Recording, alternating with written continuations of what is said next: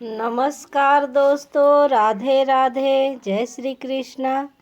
आज मैं आपको कार्तिक महात्म का 11वां अध्याय सुनाने जा रही हूँ। वो इस प्रकार है। नारद जी ने कहा, जलंधर राक्षस को फिर आता हुआ देखकर सभी इंद्रादि देवतागण भय से काँप गए। विष्णु भगवान की स्तुति करने लगे। देववृद्ध बोले, हे भगवान, आप मत्स्य कुर्मादि कितने ही अवतार धारण करके अपने भक्तों के कार्य करने के लिए उद्धत रहते आए हैं और सर्वदा दुखियों के दुखों का नाश करते आए हैं तथा ब्रह्मा विष्णु शिव रूप धारण कर संसार की उत्पत्ति पालन तथा संहार करते आए हैं। गदा शंख पद और तलवार अपने हाथों में धारण करते हैं। ऐसे भगवान आपको नमस्कार है। आप श्री लक्ष्मी के पति, दैत्यों के विनाश करने वाले, गरुड़ पर सवारी करने वाले, पीताम्बर धारी, यज्ञादि समस्त क्रियाओं को परिपूर्ण करने वाले और विघ्नों के दूर करने वाले विष्णु भगवान इस प्रकार आपको बारंबार प्रणाम करते हैं। हे विष्णु, आप राक्षसों से पीड़ित देवताओं के दुख रूपी पर्वत के लिए ब्रज के सदृश है। आप शेष रूपी सैया पर शयन करते हैं। सूर्य तथा चंद्रमा ये दोनों आपके नेत्र हैं। इस प्रकार स्वरूपधारी आपको हमारा बारंबार प्रणाम है। नारद जी ने कहा, जो प्राणी इस संकट को नाश करने वाले स्तोत्र का पाठ करेगा वह विष्णु भगवान की कृपा से कभी भी दुखी न होगा। देवतागण इस प्रकार की स्तुति करने लगे। तब विष्णु भगवान को देवताओं की विपत्ति का ज्ञान हुआ। विष्णु भगवान तुरंत सैया से उठकर खड़े हुए और उदास होते हुए गरुड़ पर सवार होकर लक्ष्मी से कहने लगे।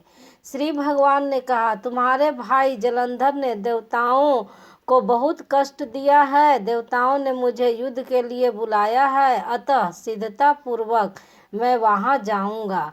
लक्ष्मी जी ने कहा, नाथ, हे कृपा निधि, मैं आपकी प्यारी पत्नी हूँ। यदि मैं सर्वदा अपनी आप में भक्ति रखती हूँ तब आप मेरे भाई को युद्ध में कैसे मार सकेंगे।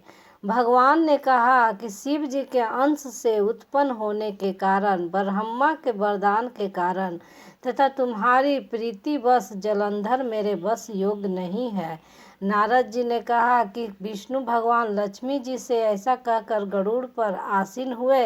शंख चक्र गदा और तलवार धारण किए हुए दैत्यों से युद्ध करने के लिए विष्णु भगवान सिद्धता से जहाँ देवतागण स्तुति करते थे जा पहुँचे।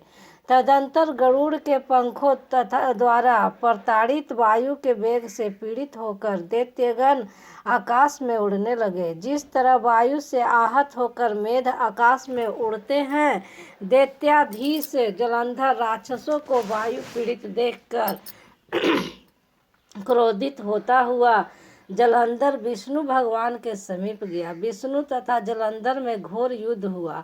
वान वर्षा से आकाश मंडल ढक गया। तब विष्णु भगवान ने अपने बाणों से जलंधर की पताका, छत्र, धनुष तथा घोड़ों को काट दिया और जलंधर की छाती में एक बाण मारा। बाण से घायल जलंधर क्रुद्ध होकर गदा को हाथ में लेकर उछला और गरुड़ के मस्तक में प्रहार कर उसे पृथ्वी पर गिरा दिया।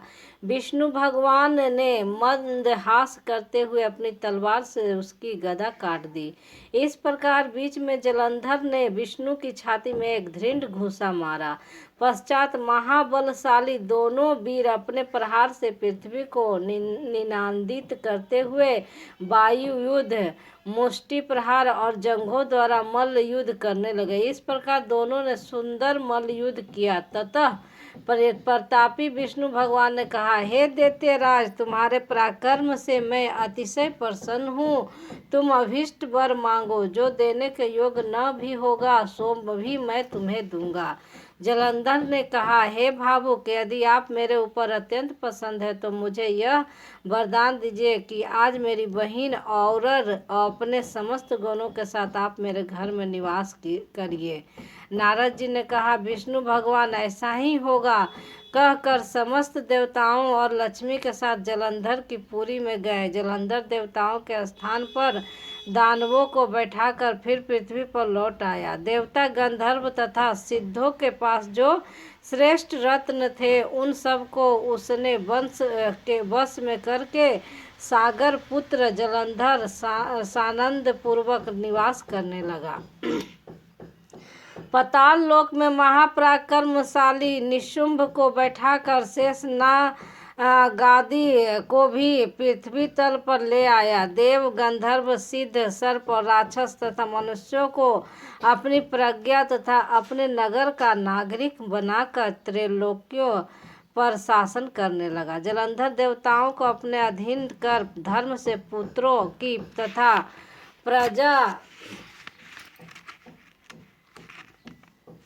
का पालन करने लगा। जलंधर के शासन काल में उसके राज्य का कोई भी प्राणी रोगी, दुखी, निर्बल तथा दीन नहीं दिखाई देता था।